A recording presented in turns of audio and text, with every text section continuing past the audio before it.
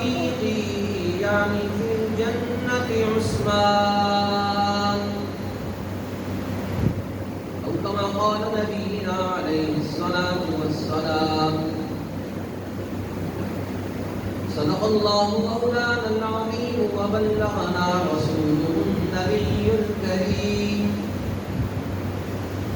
ونحن على ذلك لمن الشاهدين والشاكرين، والحمد لله رب العالمين.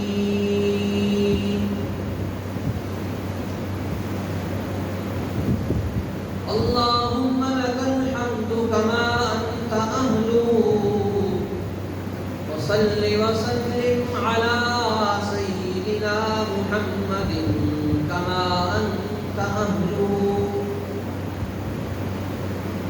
وافعل بنا ما أنت أهله، فإنك أهل التقوى وأهل المغفرة.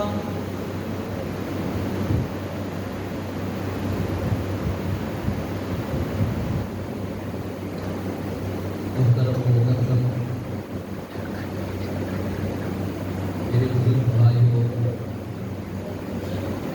عزیز نوجوان ساتھیوں، اللہ رب العزت نے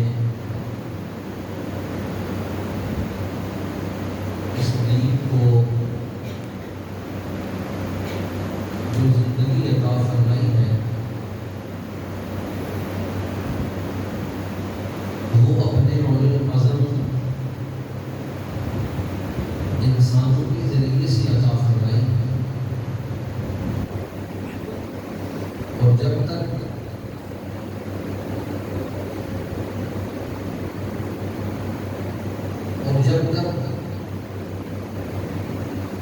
ان اولو العزم ہستیوں کا ہمیں ادراک نہیں ہوگا،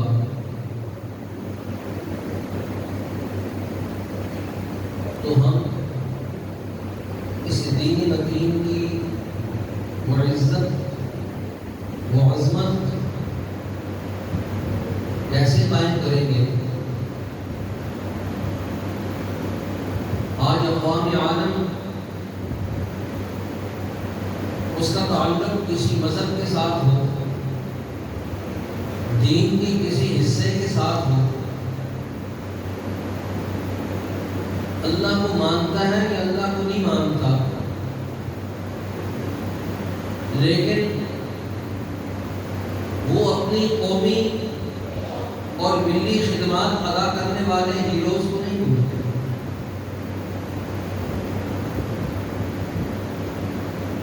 ہر قوم ان کو یاد رکھنے کا ایک مختلف طریقہ رکھتی ہے۔ کسی نے اپنے بڑوں کو اپنا بڑا اپنی قومی لیول پر تسلیم کیا تو انہوں نے نوٹ چھاپے تو اس پر ان کی تصویروں کو چھاپ دیا، اپنی کرنسی پر اپنے بڑوں کو ان کی تصاویر کو قائم کر دیا۔ دینی اسلام یہ وہ واحد مذہب ہے جو اپنے بڑوں کو صرف تصویری رنگ میں پیش نہیں کرتا، بلکہ ان کی زندگی کے وہ تاثرات، ان کی زندگی کے وہ شب و روز جو انہوں نے اس دین اسلام کے لیے پیش کیے، اپنا تن من دھن لگایا، قرآن مجید اس جماعت کے ان نقوش کو انسانیت کے سامنے پیش کرتا ہے۔ نبی اکرم صلی اللہ علیہ وسلم کی جماعت صحابہ،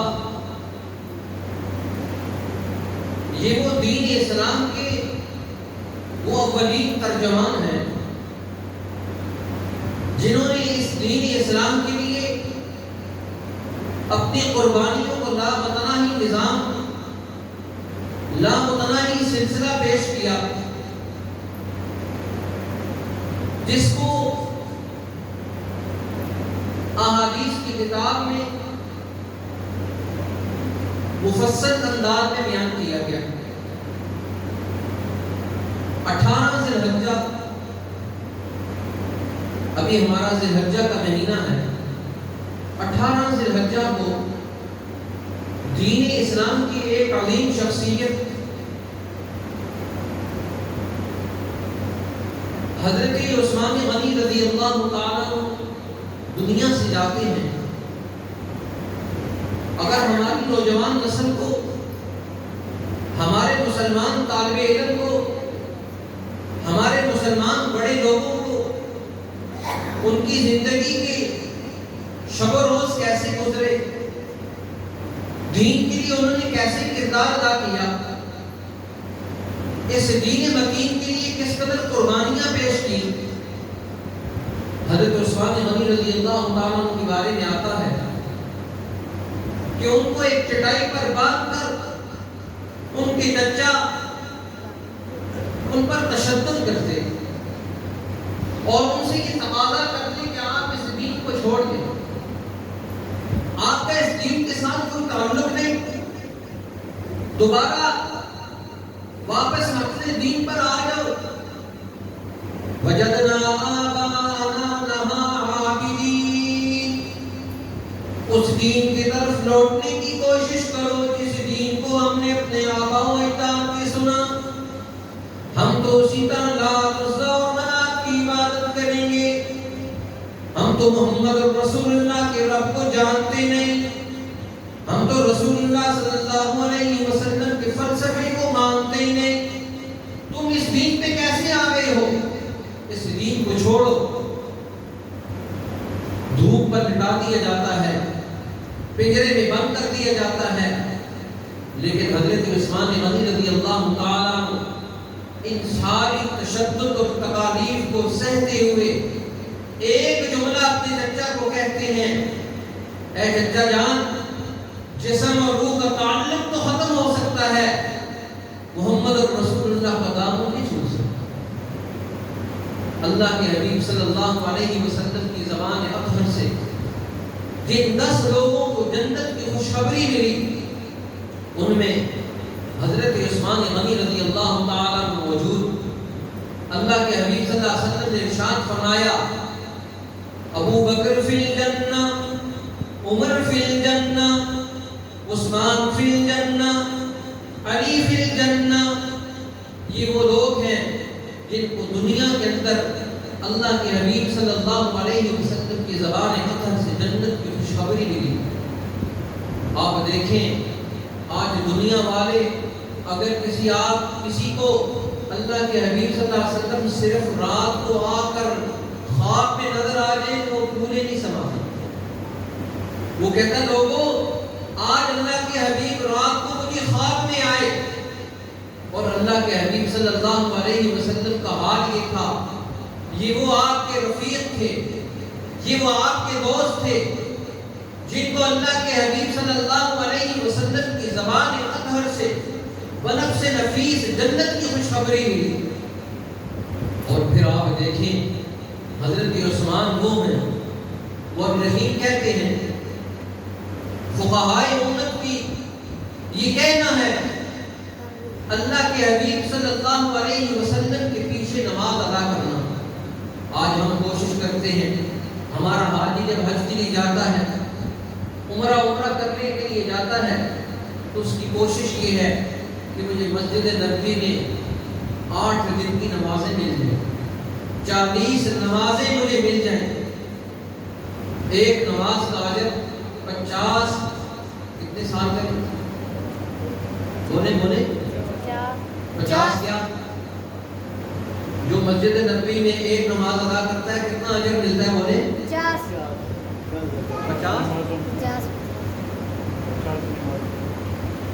اور جو مسجد حرام میں نماز ادا کرے 1,00,000 نمازوں کا اجر ملتا ہے.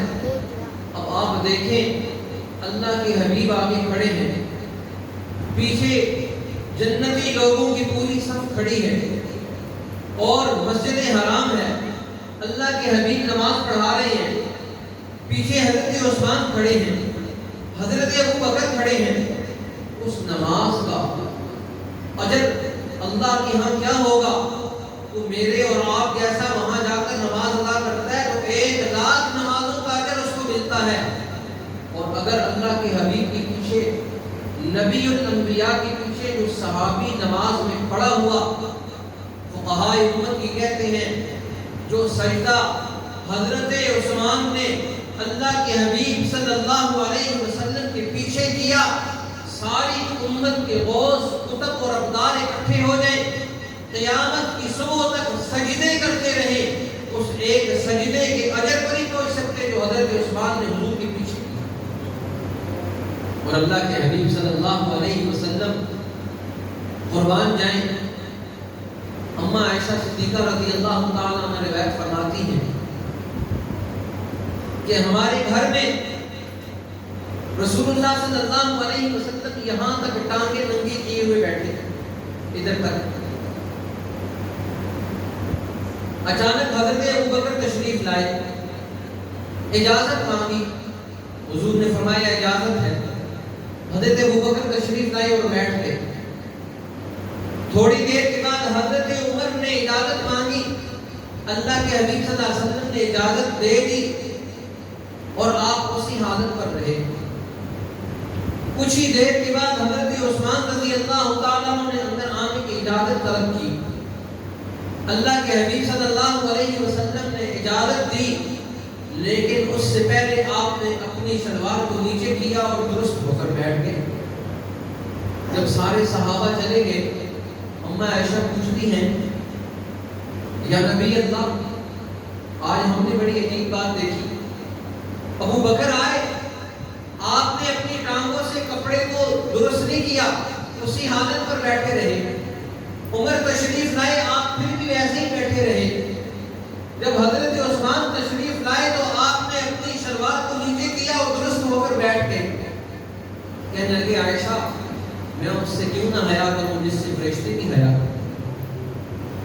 حیا عثمان یہ ان کا ایک خاص وصف تھا۔ روایات میں آتا ہے جب آپ غسل خانے میں جاتے پھر بھی اپنے عیبت کو نہ کھولتے۔ اب جس کی حیا کی فرشتے گواہی دیں، جس کی عزت اور عصمت کی فرشتے گواہی دیں، اللہ کے حبیب صلی اللہ علیہ وسلم خود یہ فرماتے ہیں لِكُلِّ نَبِيٍّ رَفِيقٌ وَرَفِيقِي فِي الْجَنَّةِ عُثْمَانُ۔ اے لوگو، دنیا کے اندر ہر ایک نبی کا کوئی نہ کوئی رفیق اور دوست ہوتا ہے۔ یاد رکھنا، محمد رسول اللہ کا جنت کے اندر جو رفیق ہوگا وہ عثمان ہوگا۔ حضرت عثمان کا یہ مقام، حضرت عثمان کا یہ مرتبہ، حضرت عثمان کو اللہ کے حبیب صلی اللہ علیہ وسلم کی زبان قطر سے یہ بشارتیں، یہ کتنا بڑا مقام ہے، یہ کتنا بڑا مرتبہ ہے۔ اور یہاں تک کہ آپ صلی اللہ علیہ وسلم کی 2 بیٹیاں یکے بعد دیگرے حضرت عثمان رضی اللہ تعالیٰ عنہ کی نکاح میں آتی ہیں، اس لیے آپ کو ایک تیسرا لقب ملا جس کو ذوالنورین کہا جاتا ہے، 2 نوروں والا۔ والرخین یہ کہتے ہیں کم و بیش 1,24,000 انبیاء میں سے کسی نبی کا کوئی امتی ایسا نہیں جس کو یہ خصوصیت نصیب ہو جو حضرت عثمان غنی رضی اللہ تعالیٰ عنہ۔ اور وہ خصوصیت کیا تھی کہ آپ کے نکاح میں ایک نبی کی 2 بیٹیاں یکی بعد دیگری آئیں، اور اللہ کے حبیب صلی اللہ علیہ وسلم نے یہ فرمایا یہ عثمان یہ ایسا حیا والا ہے۔ اور آپ دیکھیں آج ہم اگر اپنی بچیوں کی شادیاں کرتے ہیں تو ہم ان بچوں کا کتنی پرکھ کرتے ہیں، ان کو کتنا جانچتے ہیں، ان کو کتنا پرکھتے ہیں، ان کا سارا پورا ڈیٹا حاصل کرتے ہیں۔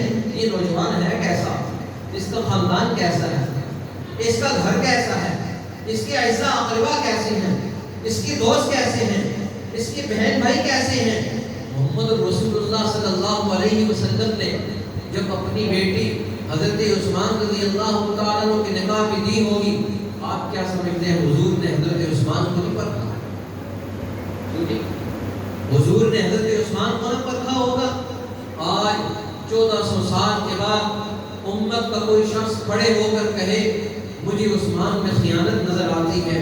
اللہ کے بندے، اللہ کے رسول کو تو خیانت نظر نہ آئی.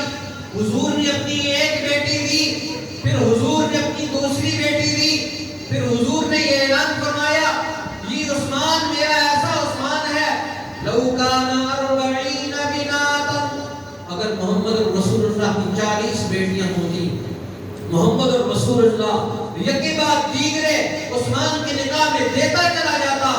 حضور کو نہیں پتا تھا حضرت عثمان کے بارے میں.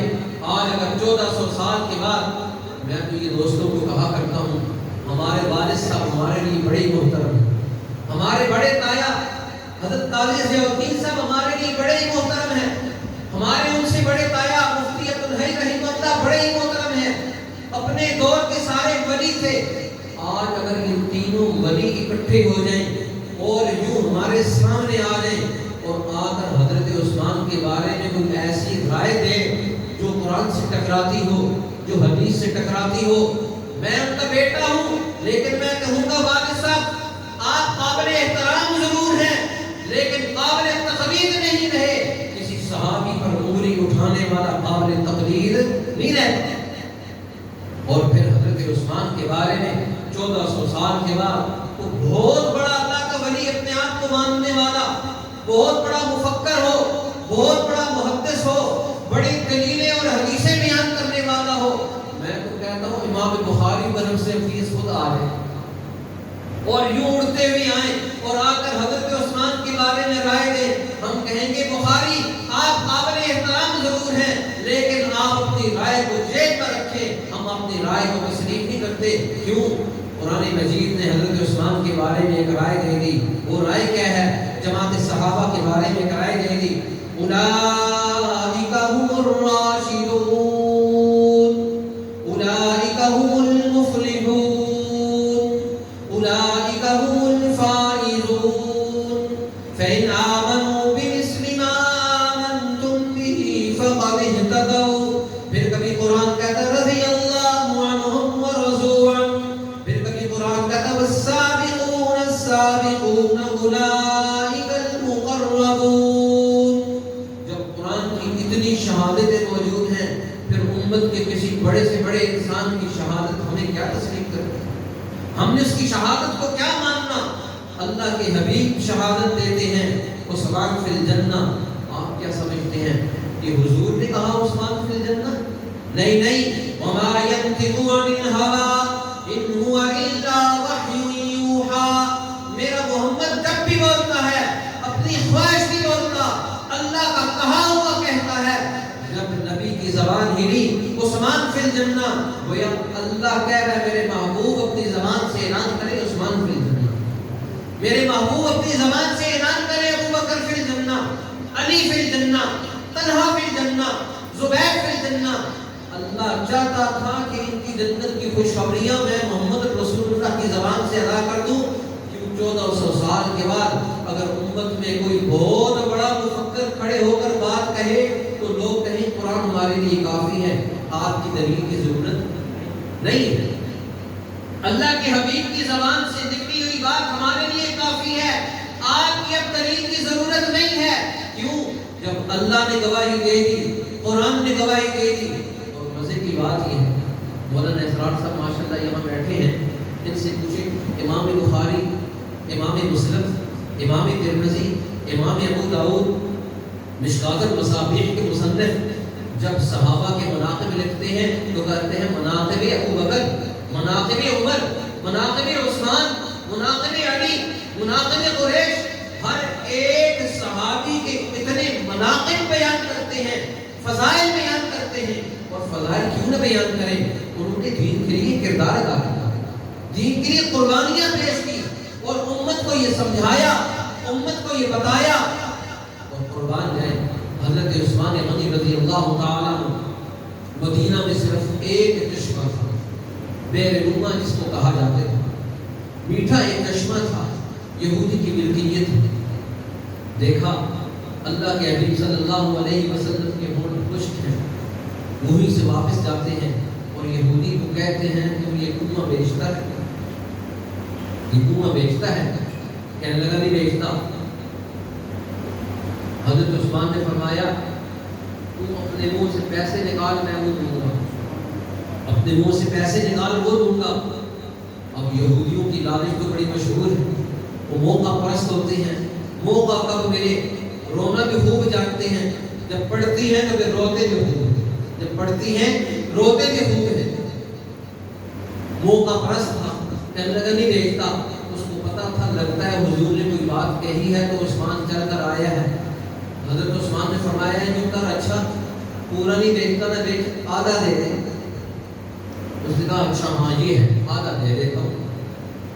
جب آدھے کی باری آئی تو اس نے اپنے منہ سے وہ پیسے مانگے جس کا تصور نہیں تھا، کوئی چیز 5 روپے کی ہو، کوئی آدمی 5 ارب مانگ لے اور دینے والا کہے 5 ارب تو تیری زبان سے نکلے 2 ارب اور لے لے۔ کیوں؟ میرے محبوب صلی اللہ علیہ وسلم کی زبان سے نکلا میرے روما خرید کر دے دو، میں نے دینا ہے، اب پیسوں کو نہیں دیکھنا۔ تو کہتے ہیں ایک دن حضرت عثمان کی باری آتی، ایک دن یہودی کی آتی۔ جس دن یہودی کی آتی وہ پانی بیچا کرتا تھا، اس دن کوئی نہ ہوتا، اور جس دن حضرت عثمان کی باری آتی حضرت عثمان نے اعلان کر دیا آج سے مسلمانوں کے لیے کیا غیر مسلموں کے لیے یہ کنواں عام ہے۔ کیسے انسان دوست تھے، کیسی انسانیت دوستی تھی، ان کے اندر انسانیت کا دکھ کیسا تھا، درد کیسا تھا، انسانیت کے لیے کیسے کردار ادا کرتے تھے، انسانیت کے لیے کیسے کام کیا کرتے تھے، سب کے لیے یاد کر دیا۔ اب جس دن یہودی کی باری آتی تو یہودی بھی پانی پینے کے لیے نہ آتے، کہتے تو پیسوں کا پانی دیتا ہے۔ عثمان جس دن ہوتی ہے باری وہ بغیر پیسوں کے پانی دیتا ہے۔ آج بھی ہمارے ہاں مسلمانوں کا عجیب وتیرہ ہے، پیسوں پر پانی ملا کرتا ہے۔ کچھ چیزیں ایسی ہیں جو عام ہیں، اللہ نے پانی اتنا برسانا ہے آسمان اور زمین سے، انسانیت کے لیے حکم دیا کوئی آدمی پانی بیچے اس کے لیے ناجائز ہے۔ پانی کیوں بیچے؟ پانی تو عام چیز ہے، پانی بیچنے کی چیز نہیں ہے۔ پانی پر کیسا ٹیکس ہے، پانی کے لیے کیسا کردار ہے۔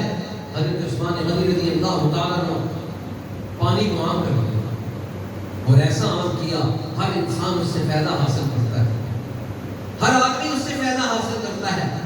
اور حضرت عثمان غنی رضی اللہ تعالیٰ عنہ کٹورا بھر کر جب تشریف لائے رسول اللہ صلی اللہ علیہ وسلم کے قریب آئے، حضرت عثمان نے ہاتھ کو پیچھے کھینچ لی، کہنے کہ عثمان پانی میرے لیے نہیں لایا؟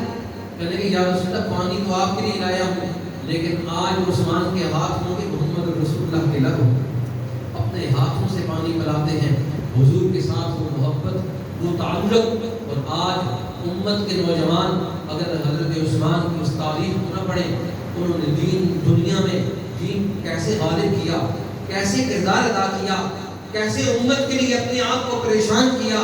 40 دن تک دنیا سے بھوکے اور پیاسے چلے گئے لیکن امت کو تقسیم کر کے نہیں گئے۔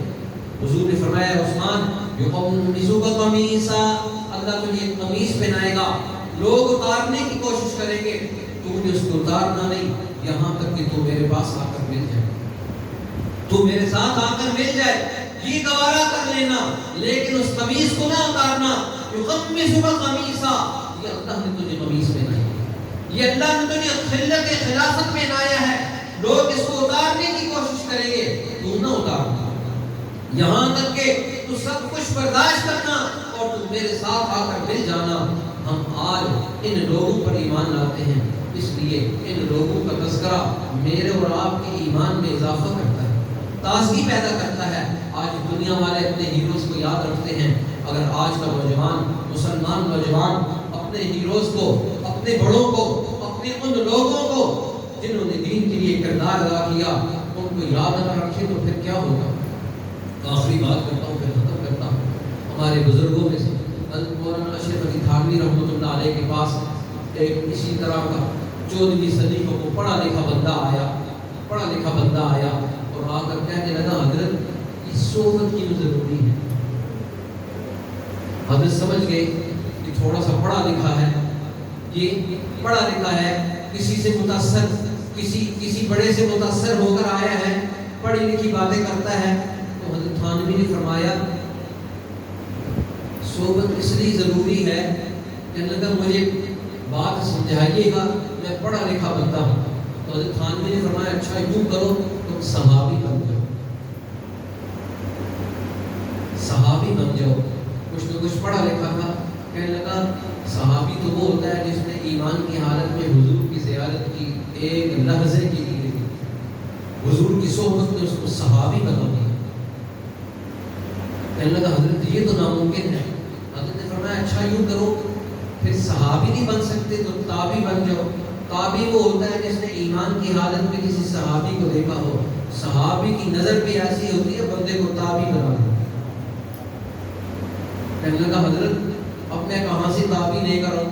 تو حضرت نے فرمایا اچھا یوں کرو پھر تبع تابعی بن جاؤ. تبع تابعی وہ ہوتا ہے جس نے کسی تابعی پر ایمان کی حالت میں نظر لگائی ہو، کسی تابعی کو دیکھا ہو، ایمان کی حالت میں اس کو دیکھا ہو، وہ تبع تابعی ہے. کہنے لگا حضرت یہ بھی ناممکن ہے.